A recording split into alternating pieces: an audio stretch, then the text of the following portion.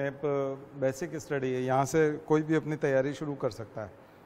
हमने मैप के बारे में बताने से पहले आपको यही बताया था कि ये वो हिस्सा है कि या मैप का बेसिक आप तैयार करते करते अपनी तैयारी शुरू कर सकते हैं, क्योंकि मैप की समझ आएगी तो आपको दुनिया समझ आने लगेगी।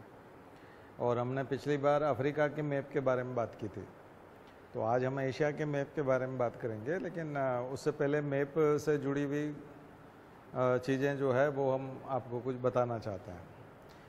तो एक तो जब भी मैप की स्टडी करें तब मैंने आपको बताया था कि केवल वो मैप नहीं है, हम जनरली जैसे फ्रैंकफर्ट देखते हैं या नॉर्मंडी देखते हैं, जैसे फ्रांस का एक सिटी है, या पेरिस है या मॉस्को है, हम उस सिटी के बारे में या किसी स्टेट के बारे में, कोई कंट्री के बारे में ये जानते हैं कि ये इसका कैपिटल है, ये कंट्री यहाँ से यहाँ तक फैला हुआ है, तो हम ये जानने की कोशिश करते हैं या यही हमको याद रहता है।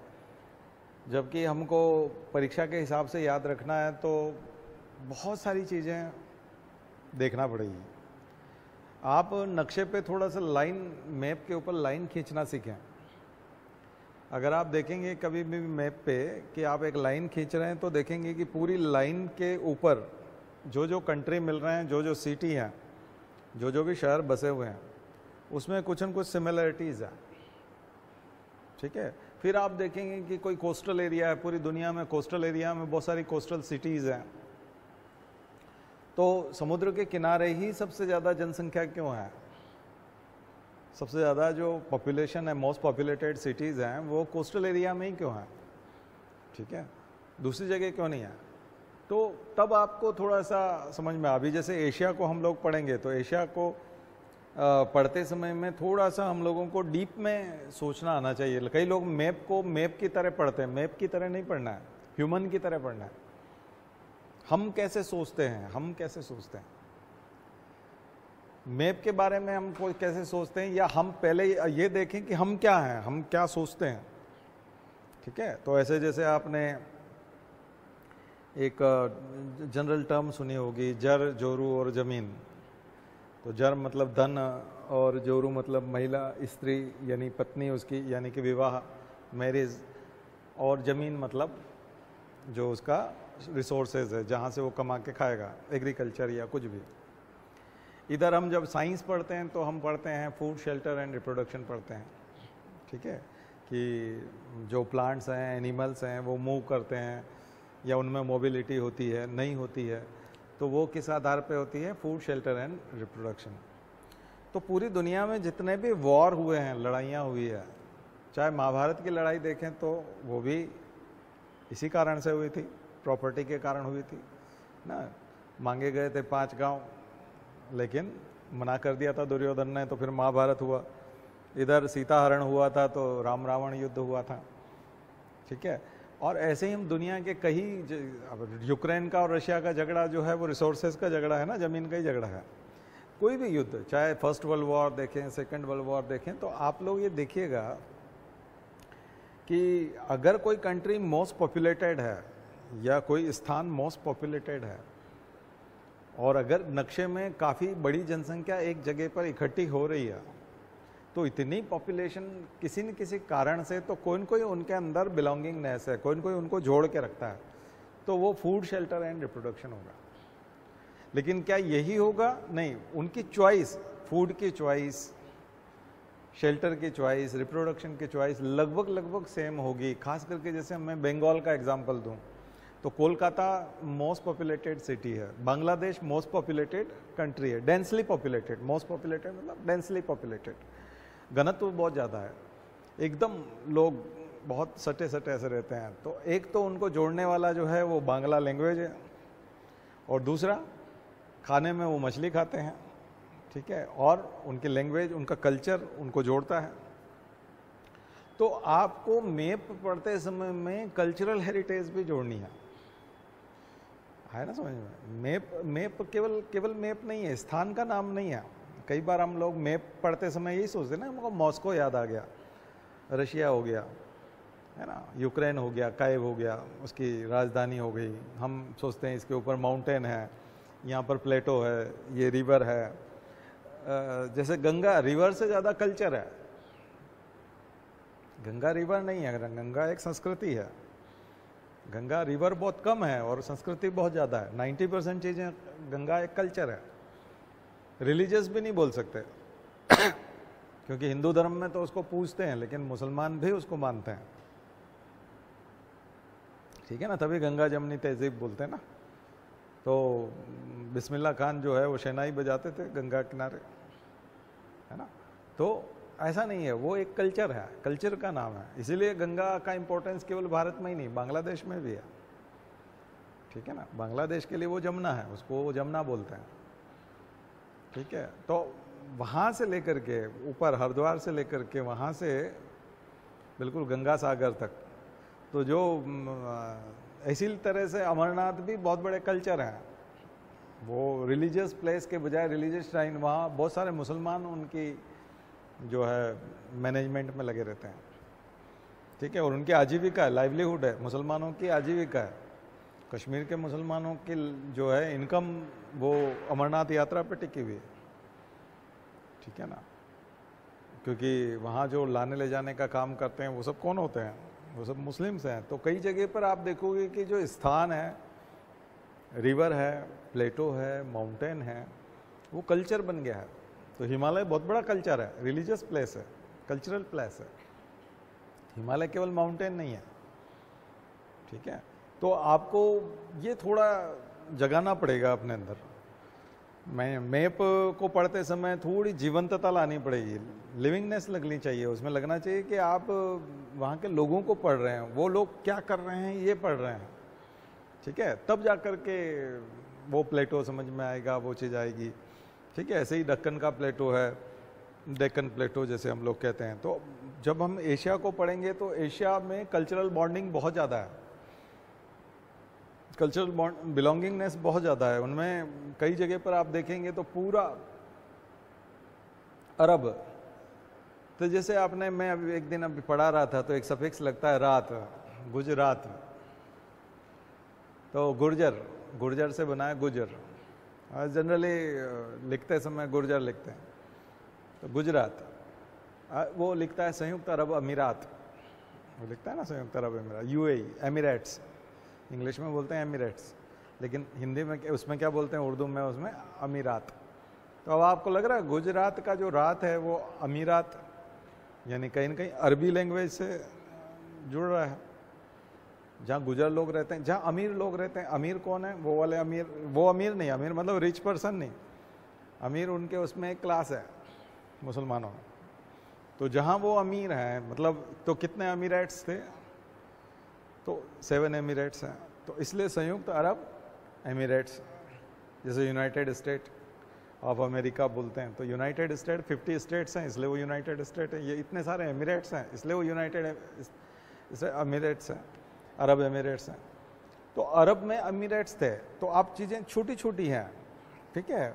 तो अभी जब आप एशिया पढ़ोगे तो आपको, आप तो एकदम एमिरेट पढ़ के निकल जाओगे या अमीरात पढ़ के निकल जाओगे, नहीं, ऐसे नहीं। उस शब्द पे रुकिए, इटिमोलॉजी पे जाइए, डेरिवेशन। जब हम वेदांग पढ़ रहे थे, मैं पढ़ाते समय वहाँ पे भी बता रहा था अपनी क्लास में भी, कि वेदांग जब हम पढ़ रहे थे तो एक बार वेदों का एक अंग आता है, जब हम छंद ज्योतिष निरुक्त एक आता है, निरुक्त का मतलब होता है इटिमोलॉजी।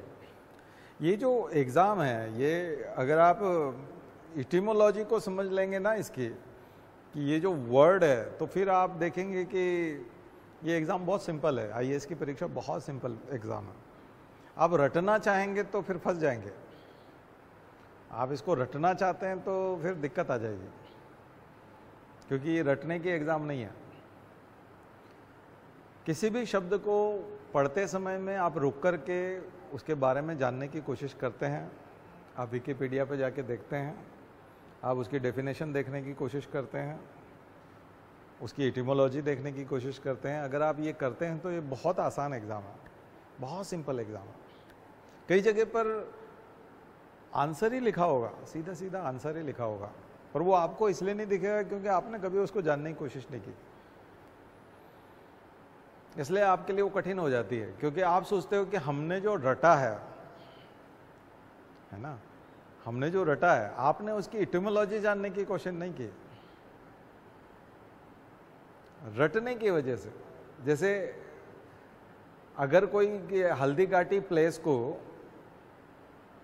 अगर खोजने की कोशिश करे तो उसको राजसमंद डिस्ट्रिक्ट मिलेगा, उदयपुर के पास में नाथद्वारा जब जाते हैं तो रास्ते में हल्दी घाटी आता है, उदयपुर से राजसमंद के बीच में। तो उस जगह को बोलते हैं हल्दी घाटी। और वहाँ पर महाराणा प्रताप और मानसिंह की सेना के बीच में, अकबर की सेना थी लेकिन मानसिंह सेनापति थे, सवाई मानसिंह, उनके बीच में लड़ाई हुई थी। ठीक है, अब आप इटिमोलॉजी में जाइए कि एक तो कथा है, पूरी किस्सा है पूरा। इटिमोलॉजी में जाएंगे तो हल्दी घाटी ऐसी घाटी जहाँ जो पत्थर हैं और जो मिट्टी है वो हल्दी के रंग की है, हल्दी जैसी है, पीली पीली मिट्टी है, पीली मिट्टी है, इसलिए वो पूरी हल्दी घाटी है। लेकिन क्या वो हल्दी घाटी है? वहीं पर एक शब्द है रक्त तलाई, ब्लड का पूल है, स्विमिंग पूल होता है वैसे, रक्त तलाई पौंड, एक बहुत बड़ा ब्लड का ही पौंड है। यानी इतना लड़ाई हुई थी, भीषण लड़ाई, कि खून का तालाब भर गया था। ये एक कहानी है, हल्दी घाटी एक टर्म है, एक स्थान का नाम है, दोनों को मिलाई है स्थान की। अब आप तो केवल स्थान देख के, लोकेशन देख करके खुश हो जाते हैं, लेकिन हल्दी घाटी वर्ड क्यों आया, रक्त तलाई वर्ड क्यों आया, फिर उसका ईयर पता होना चाहिए, कौन से साल में फाइट हुई थी, वॉर कब था, हल्दी घाटी का वॉर का टाइम क्या था। ठीक है, रियल कॉन्सिक्वेंसेस क्या क्या हुए फिर बाद में और उसके क्या हुए। तो ये जब चीज़ें हम करेंगे तब जाके मैप कंप्लीट होता है। एक आपको ऐसे एक एक हिस्से का मैप जो है, जैसे चेचनिया वर्ड आता है, कई बार यूपीएससी पूछता है तो आदमी सोचता है कि इसने ना ऐसे पूछा है कि आप पेन से एक डॉट लगा दो मैप के ऊपर, और अगर वो डॉट लग गया सही जगह पर या आपने चेचनिया ढूंढ लिया, इसका मतलब है कि यूपीएससी यही जानना चाहता है। नहीं, चेचनिया, दरअसल वो चेचनिया इसलिए जानना चाहता है क्योंकि वहाँ पर आतंकवाद पनपा और उसकी वजह से रशिया बहुत परेशान रहा। शिनजियांग इसलिए जानना चाहता है क्योंकि वहाँ विगर मुसलमानों के ऊपर हान समुदाय के, चीन के लोग अत्याचार, सबके साथ करंट अफेयर्स जुड़ा हुआ है, सबके साथ कहानियाँ हैं, किस्से हैं, उनके शब्द कुछ न कुछ कहानी कहते हैं। जिस भी शब्द को सिविल सर्विसेज में पूछा जाता है वो शब्द अपने आप में एक पैराग्राफ की, एक पेज की, 2 पेज की कहानी आपसे कहता है। वो कहानी यदि आपको पता है तो वो शब्द का मतलब आपको समझ में आ जाएगा और ऑप्शन भी समझ में आ जाएगा कि इसने क्यों पूछा और इसका उत्तर बी वाला है, सी वाला है। और अगर आप सोचोगे कि मैंने क्रॉनिकल पढ़ी है, मैंने फलाने किसी के नोट्स पढ़े हैं और मुझे वहाँ दिख गया था इसलिए याद रहा, तो ऐसे क्वेश्चन तो 20-25 ही होंगे, 30-40 होंगे। फिर 60 क्वेश्चन कैसे कर पाओगे आप लोग? 60 क्वेश्चन नहीं करोगे तो सिलेक्शन नहीं होगा। तो ऐसा लक आपका कैसे होगा कि 60 क्वेश्चन आपको बाय लक आप रटने में आ जाएंगे और वही परीक्षा में आएंगे? ऐसा तो लक हो नहीं सकता।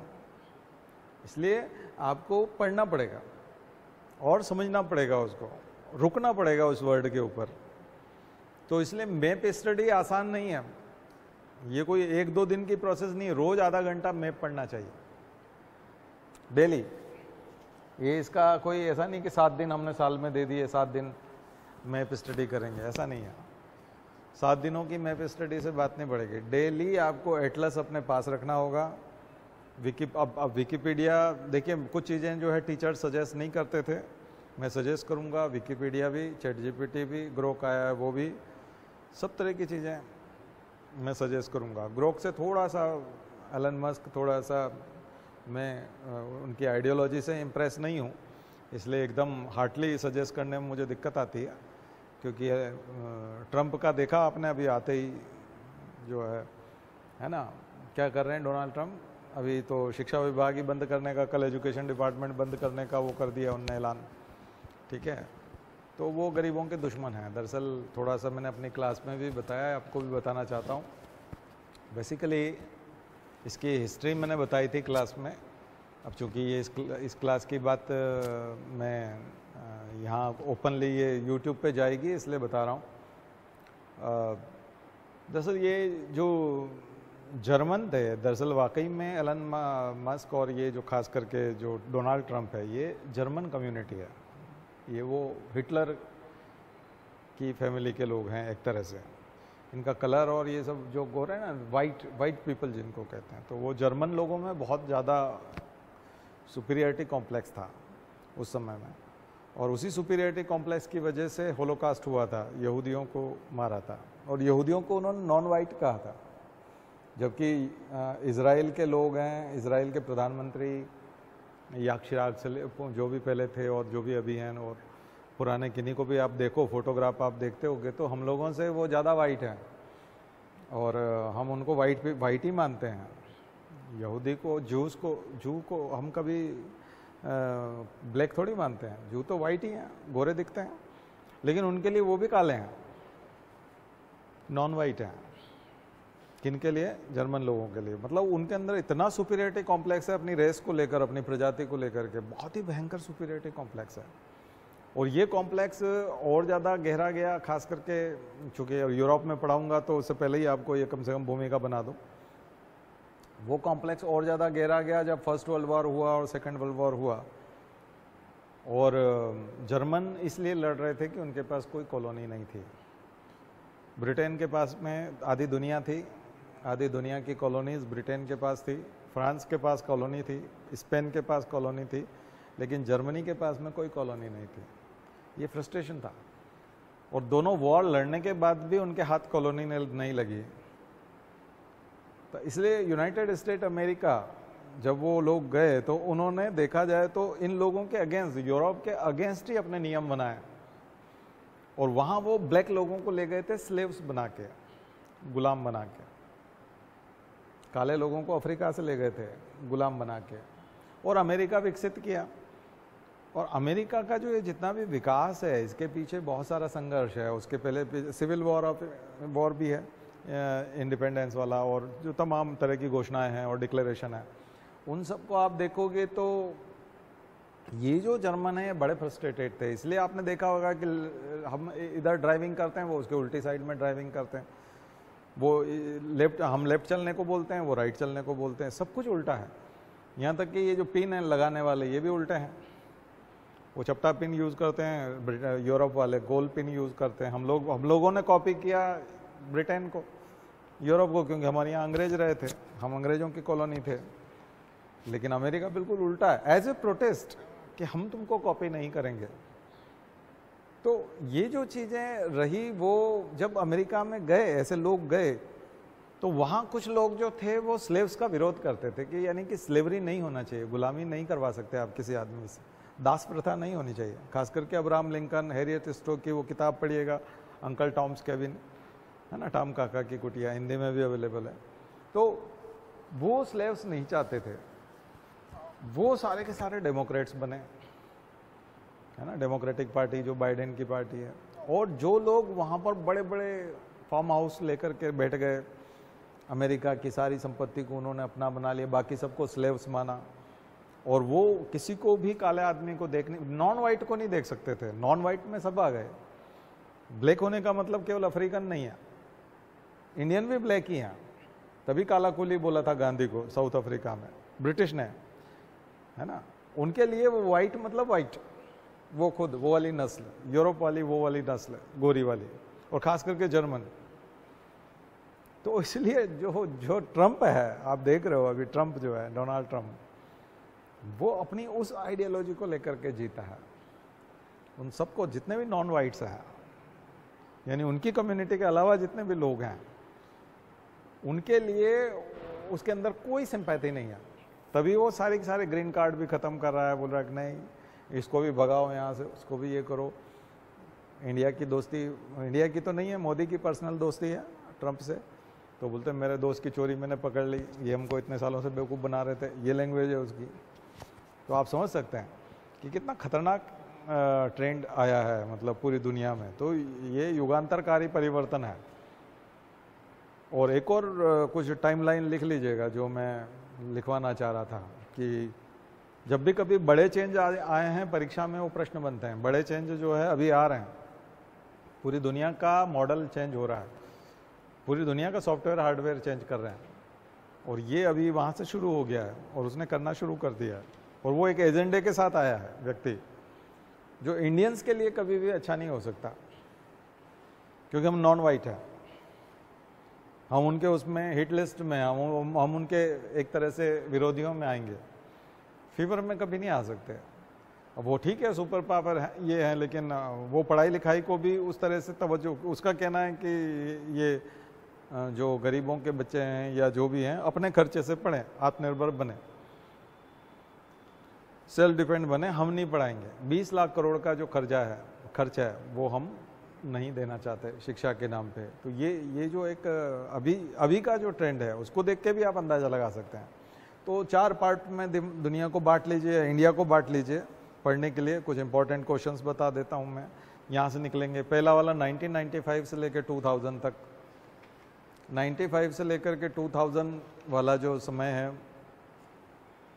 ये समय एलपीजी का समय था, लिबरलाइजेशन, प्राइवेटाइजेशन, ग्लोबलाइजेशन। तो एलपीजी का जो समय था, और इस समय में जो चेंज आया, पूरा दुनिया जो है बदली। पूरी दुनिया में ग्लोबल विलेज हम लोग बोलते हैं, पूरी दुनिया में एक देश का सामान दूसरे देश में बिकने लगा, है ना। रूल ऑफ ओरिजिन, WTO का जन्म हुआ, बहुत सारी चीज़ें, इसने पूरी दुनिया को बदल दिया। 95 से 2000 तक पूरी दुनिया बदल गई। 2000 के बाद में कम्युनिकेशन, टेलीकम्युनिकेशन चेंज हुआ, दुनिया भर में मोबाइल क्रांति आई और इंटरनेट का प्रभाव बढ़ा, डिजिटल डिवाइड पैदा हुआ, और उसके अलावा इंफ्रास्ट्रक्चर बना, रोड्स, इंफ्रास्ट्रक्चर। भारत में देखें तो पूरी दुनिया में इंफ्रास्ट्रक्चर पे बहुत काम हुआ 2000 से लेके 2005 तक। फिर भारत के हिसाब से देखें तो 2005 से लेके जो मनमोहन सिंह की सरकार थी उस वाले समय में देखें तो बहुत सारे चेंजेस आए हैं, वो 2014 तक। और अभी 2014 से लेकर 2024 तक जो हम सरकार देख रहे हैं, मोदी सरकार, तो ये 4 भाग में डिवाइड करके आप क्वेश्चंस निकालने की कोशिश करिए, ठीक है। तो आपको इन 4 हिस्सों से सबसे ज़्यादा क्वेश्चंस मिलेंगे, और यहीं से पूरी दुनिया के, एशिया के क्वेश्चन भी मिलेंगे, है ना। यहाँ पर जब हम 95 में जाएंगे तो वहाँ ईरान, इराक और उन चीज़ों में देखेंगे तो सद्दाम हुसैन, वहाँ कर्नल गद्दाफी। तो दुनिया में आपको खास करके एशिया में बहुत बड़े आतंकवाद का जन्म, ठीक है, अफगानिस्तान में तालिबान का जन्म, ठीक है, भारत में और पड़ोसी देशों में, दक्षिण एशिया में सार्क एक ऑर्गेनाइजेशन के तौर पे उभर रहा था, उसका जन्म, ठीक है। और चूंकि ग्लोबल विलेज बोला गया और भारत और पूरी दुनिया के साथ हम लोगों के संपर्क बढ़े, तो डॉलर डिप्लोमेसी और भारत में जो कुछ भी निर्माण हो रहा है उसको पूरी दुनिया में हम बेच सकते थे। तो बहुत छोटे छोटे कंट्री, श्रीलंका, बांग्लादेश, ये सब। लेकिन इस बीच में चाइना की विस्तारवादी नीति, एक्सपांशनिस्ट पॉलिसी, चाइना की एक्सपांशनिस्ट पॉलिसी। तो ये इंपॉर्टेंट क्वेश्चंस हैं। एशिया जब भी मैप में पढ़ोगे तो आपको ये चीज़ें देखनी पड़ेगी, क्योंकि आप जब महासागरों का अध्ययन करोगे तो मैंने आपको बताया था साउथ चाइना सी, दक्षिणी चीन सागर जो है वो पूरा एक्सपांशनिस्ट पॉलिसी का एग्जाम्पल है, ठीक है। तो हर सप्ताह जो आपको होमवर्क मिलता है, यदि आप उस होमवर्क पे काम करेंगे, क्योंकि हम आपके साथ 7 दिन पूरे नहीं बने रहते, 2 दिन बने रहते हैं, लेकिन अगर हम आपको गाइडेंस देते हैं, आप उस हिसाब से नोट्स बनाते हैं, मैप खरीदते हैं, यानी एटलस खरीदते हैं, उस हिसाब से यूट्यूब चैनल आपका पसंदीदा कोई भी हो सकता है, जिसके भी यूट्यूब पे लेक्चर आपको पसंद है, वो लेक्चर आप उस टॉपिक से जुड़े हुए सुनते हैं, मार्केट से उसी टाइप की किताब खरीदते हैं, बुक खरीदते हैं, और फिर अपने नोट्स बनाते हैं। आज के ज़माने में थोड़ा और मैं बता दूं कि आप जो नोट्स बनाएंगे उसकी क्वालिटी चैट जीपीटी वाले से बनने वाले नोट्स से बहुत हल्की होगी, चाहे आप कितना भी अच्छा नोट्स बना लो। चैट जीपीटी जो बना के देगा उससे हल्के क्वालिटी का नोट्स आपका होगा।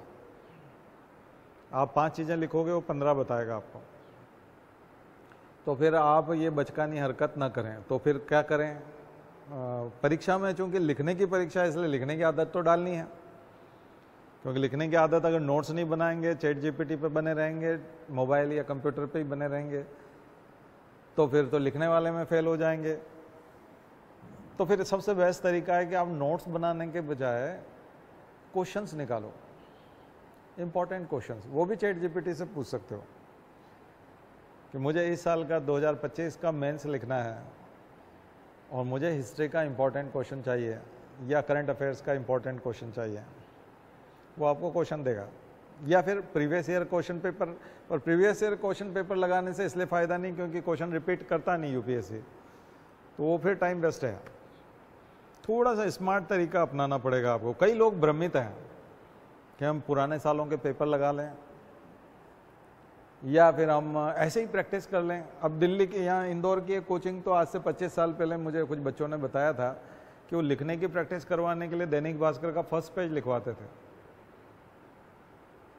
वो सुबह 11 बजे उसको बोलते थे कि क्लास के जैसे 40 बच्चे हैं तो 40 बच्चों को दैनिक भास्कर की 40 प्रतियां मंगवा लेता था वो टीचर, और सबको एक एक कॉपी पकड़ा देता था फर्स्ट पेज, या फिर हो सकता है एक को अंदर का पेज देता हो, दूसरा किसी को तीसरा, किसी को चौथा, उसको लिखो 2 घंटे में 3 घंटे में, तो इससे आपकी लिखने की प्रैक्टिस हो जाएगी, हाथ चल जाएंगे। तो ये तो दरअसल कई तरह के एक्सपेरिमेंट हैं। लोग बहुत भ्रमित हैं कि क्या लिखें। तो नोट्स बनाना भी आज के ज़माने में मुझे मेरे हिसाब से अपने खुद के नोट्स बनाना मतलब बकवास चीज़ हो चुकी है। क्योंकि ग्रोक और ये जो सब चीज़ें हैं, चैट जीपीटी इतना अच्छा नोट्स बना के देती है, आप दंग रह जाएंगे। आप सोच ही नहीं सकते उस टाइप का नोट्स बनाने के बारे में। का जहाँ ब्रैकेट लगाना है वहाँ ब्रैकेट, जहाँ स्टार मारना है वहाँ स्टार, जहाँ इन्वर्टेड कामा वहाँ इन्वर्टेड कामा, जहाँ उदाहरण 3 नदियों का है तो 6 नदियों का देगा, 10 का देगा। आपको याद करने के लिए अब आपको है ना प्रैक्टिस करनी है, मेमोराइज करने की प्रैक्टिस, ताकि रिकॉल कर सके एग्जाम में, और हाथ से लिखने की प्रैक्टिस। तो क्यों ना हम एक डायरेक्ट क्वेश्चन पे वार करें, सीधे क्वेश्चन ही आंसर करें, फाइट, सीधी फाइट। हमको ड्राइविंग स्कूल में नहीं जाना, थ्योरी की क्लास में नहीं बैठना, कार लेके ही निकल जाए हम। कार चलानी है तो कार लेके निकल गए, अब सीखेंगे बस। और मैंने देखा ऐसे लोग जल्दी सीख जाते हैं। कई लोग सीखते रहते हैं 2 महीने तक सीखने गए, और 2 महीने के बाद जब कार लेके निकले तो अचानक ऐसी कोई घटना हुई कि उसके बाद फिर उनकी हिम्मत ही नहीं हुई कार पकड़ने की, क्योंकि वो डर गए कि मैं कभी नहीं। और जिसने डर के सीखा है, मतलब उसमें अगर डर के आगे जीत है, तो उसको पार पा करके अगर उसने जीत लिया तो वो तो चलाने लगता है। आपने साइकिल ऐसे ही सीखी होगी, स्विमिंग किसी ने सीखी हो तो ऐसे ही सीखी होगी। अगर थ्योरी क्लास करेंगे आप स्विमिंग की, और फिर किसी दिन स्विमिंग के लिए उतरेंगे, तो फिर दिक्कत हो जाएगी, क्योंकि आपको इतनी सारी बातें बता दी जाएंगी, और आप इतना अगर ख्याल रखेंगे तो क्या स्विमिंग करेंगे फिर। तो सीधी फाइट। तो अब ऐसा ही जमाना आ गया है कि तैयारी जो है अब डायरेक्ट करें, क्वेश्चन पूछें, क्वेश्चन का आंसर तैयार करें और फिर उसको लिखें, ठीक है। और मेच्योर आंसर लिखें, मेच्योर वाला आंसर जिसमें 10 में से 9 मिल सकते हैं, वही वाला आंसर हम चाहे कॉपी करें उस समय, लेकिन उसको याद करें, कोशिश करें उसको पहले रट लें, समझ लें, और फिर उसको लिखें सीधा। तो ऐसी अगर आप 3 घंटे राइटिंग प्रैक्टिस करोगे तो वो नोट्स भी बन जाएंगे और सीधे सीधे क्वेश्चन आंसर भी हो जाएंगे। तो ये बिल्कुल, ये मैं आपको 2025 का स्टाइल बता रहा हूँ। आज से 5 साल पहले अलग, 1 साल पहले भी अलग स्टाइल हुआ करता था, लेकिन 2 साल पहले कुछ बच्चों ने ऐसा करना शुरू कर दिया। कुछ बच्चे कौन थे, वो टॉपर बता रहा था, वो लड़का बता रहा था कि मैं चैट जीपीटी से बनाऊँ। वो आईपीएस था, पहले से ट्रेनिंग में था, उसको चैट जीपीटी पता चल गया था, इंजीनियर ऑलरेडी था शायद, और वो टेक्नोलॉजी की बुक्स पढ़ता होगा। रिसेंट टेक्नोलॉजी की बुक्स जो पढ़ते हैं वो 10 साल पुराना भविष्य जान लेते हैं। आज के बच्चे शायद पढ़ते नहीं पढ़ते, लेकिन मैं यहाँ 1, 2 या 3 आईएएस ऐसे हैं जिनको मैं जानता हूँ, वो जो बात करते हैं वो 10 साल बाद होता है, 10 साल बाद वैसा होता है, ठीक है।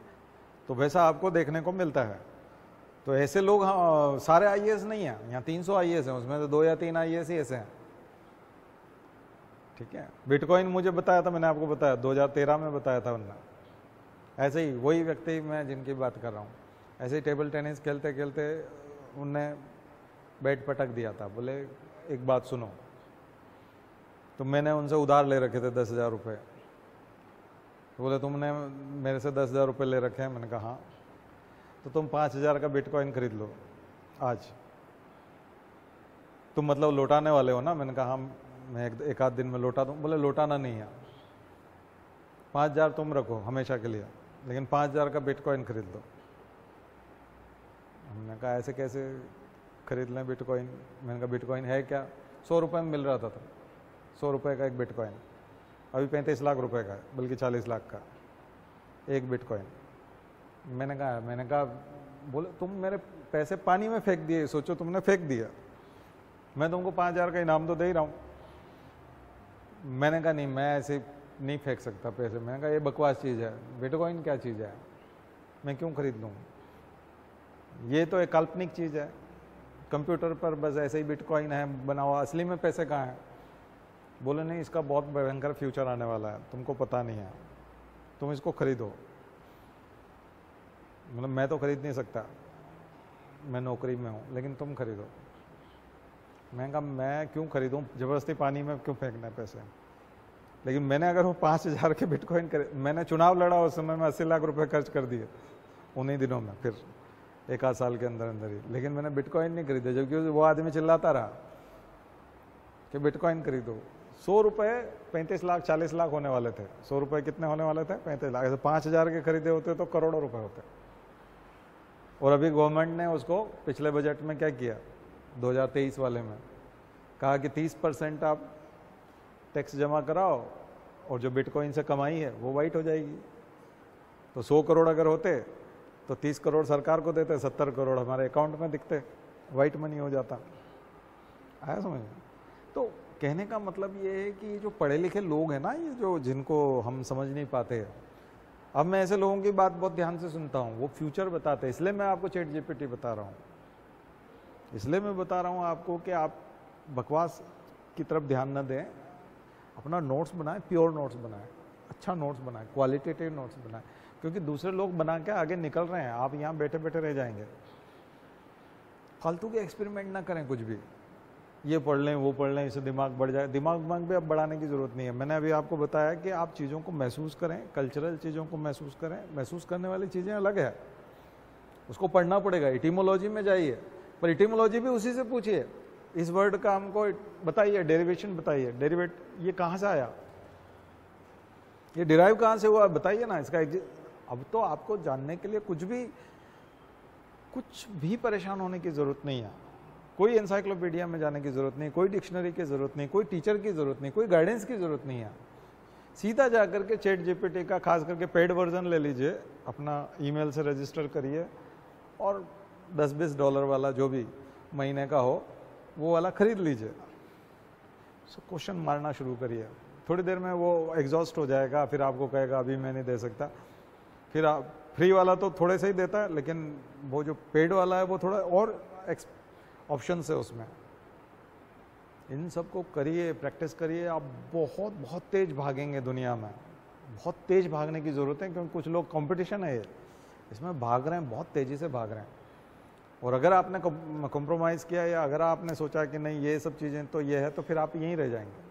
मैंने उस समय माना था कि बिटकॉइन चोरी है, बिटकॉइन धोखाधड़ी है, नैतिकता नहीं है, ये ऑनेस्टी नहीं है, ये फलाना नहीं है। ठीक है, मेरे पास पैसे नहीं है, लेकिन पर वो नैतिक होने का नहीं होने का कोई मतलब ही नहीं रहा। गवर्नमेंट ने अलाउ कर दिया उसको। आज जिस आदमी ने उस समय में कर दिया होगा इन्वेस्ट, वो करोड़ों रुपए लेके बैठा है, बाकी लोग सब मेहनत कर रहे हैं, वो घूम रहा है फिर।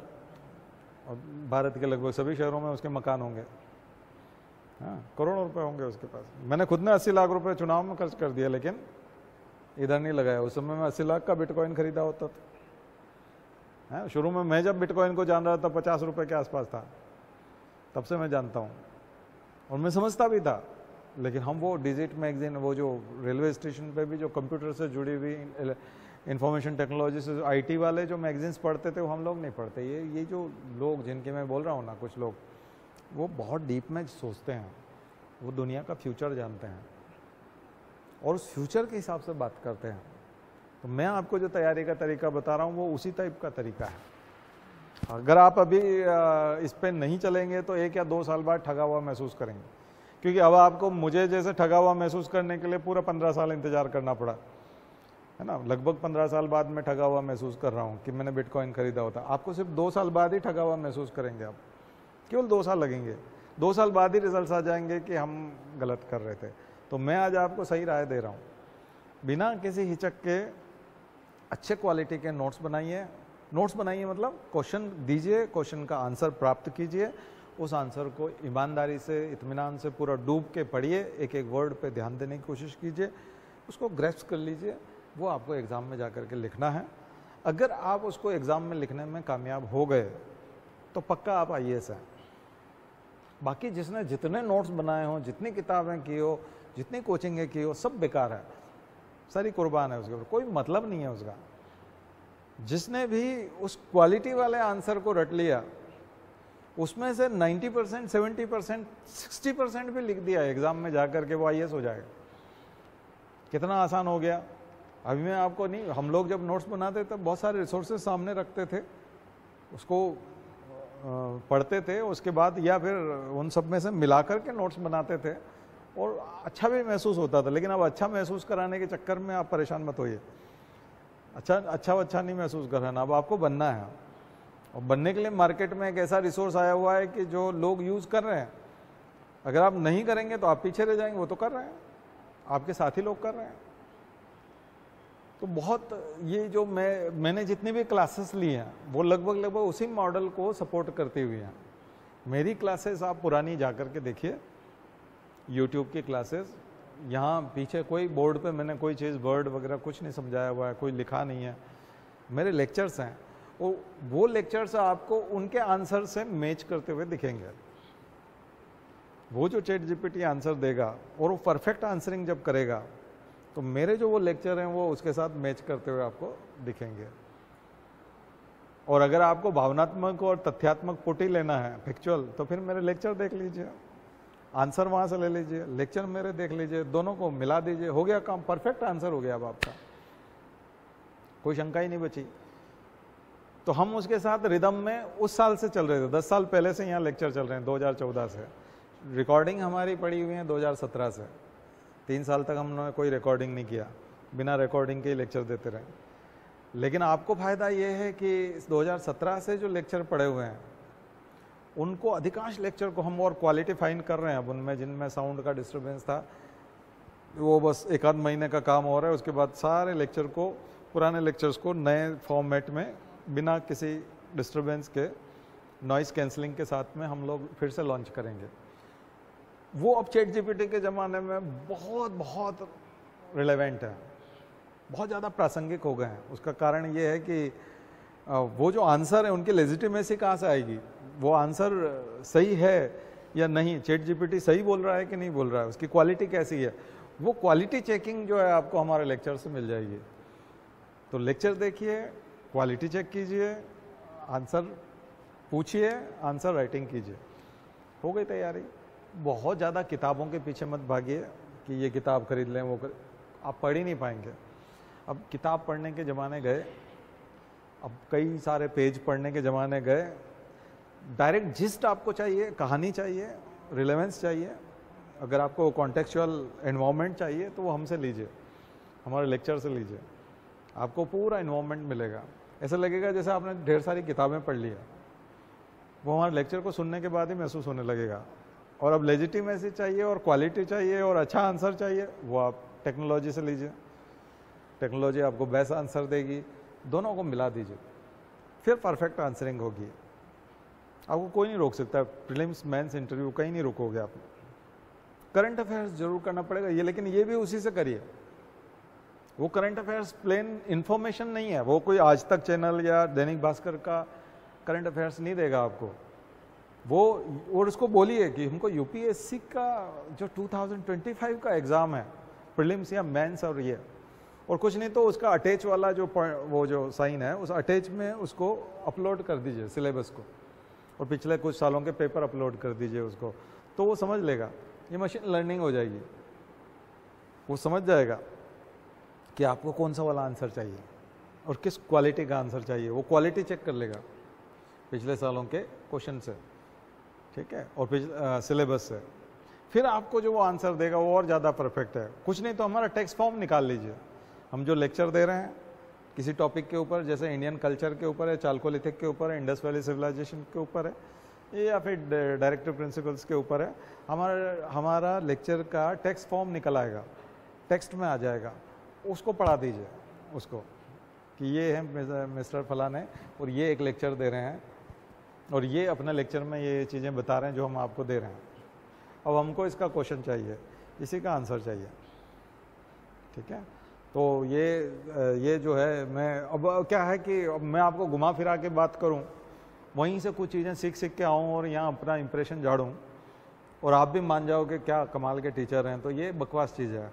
मैं आपको डायरेक्ट जोड़ना चाहता हूँ, पावर हाउस से सीधा आपका कनेक्शन हो, आप डायरेक्ट उसको एंजॉय करें, ऊर्जा प्राप्त करें, ज्ञान प्राप्त करें और सफल हो जाएं। क्रेडिट वेडिट का जमाना गया है कि इसको क्रेडिट मिलेगा। हमने क्रेडिट कभी नहीं लिया, हमारे यहाँ से जो भी सिलेक्ट हुआ हम कभी क्रेडिट नहीं लेते उसका, ठीक है। तो उसके बाद वो मिलता है, नमस्कार करता है, उससे भी कोई लेना देना नहीं। हमारा केवल एक देने वाला सिस्टम है, हम केवल देते हैं, उसके बाद हमको कोई लेना देना नहीं है, ठीक है। अगर आप आते हैं अच्छी बात है, हम भी मिठाई खाएंगे, आप आओगे तो, ठीक है, नहीं आएंगे तो भी कोई बात नहीं, ठीक है ना। लेकिन आप इस चीज़ को लीजिए, याद रखेंगे, आप बहुत जल्दी सफल हो जाएंगे, ठीक है। चलिए शांति पाठ करते हैं। ओम द्यौ शांति अंतर